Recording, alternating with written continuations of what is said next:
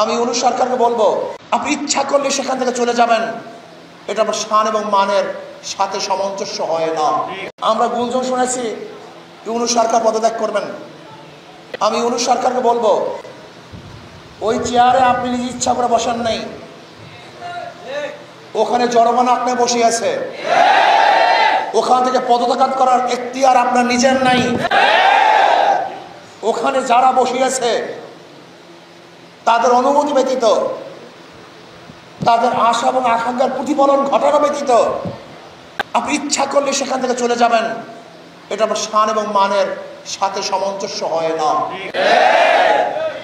এটা আপনার শান এবং মানের খেলা। জনগণ তারা মুক্তি পাওয়ার জন্য, স্বাধীনতা অর্জন করার জন্য, শান্তি পাওয়ার জন্য, নিরপেক্ষ নির্বাচন উপহার দেওয়ার জন্য, বৈষম্য দূর করার জন্য, গ্রহণযোগ্য নির্বাচনের জন্য আপনাকে ওখানে বসিয়েছে।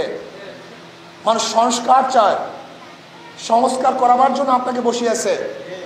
আপনি ইচ্ছা করলে পদত্যাগ করবেন, ইচ্ছা করলে ছেড়ে যাবেন, ইচ্ছা করলে গদি ত্যাগ করবেন।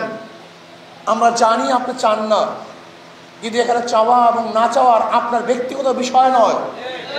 আপনার ওখানে থাকা এবং না থাকা করে বাংলাদেশের জনগণের বিষয়, দেশের বিষয়। কাজে ইউনূস সরকারকে বলবো, কোনো অবস্থাতেই আপনি এমন সিদ্ধান্ত নেবেন না যে সিদ্ধান্তের মাধ্যমে ভারত খুশি হবে, ভারতের প্রত্যেকটা জনগণ হাসবে, মোদী সরকার খিলখিল করে হাসতে থাকবে। এরকম সিদ্ধান্ত আপনি নেবেন না, বরং আপনি এরকম সিদ্ধান্ত নেন যার মাধ্যমে বাংলাদেশের মানুষ স্বাধীন হবে, স্বাধীনতা ভোগ করবে।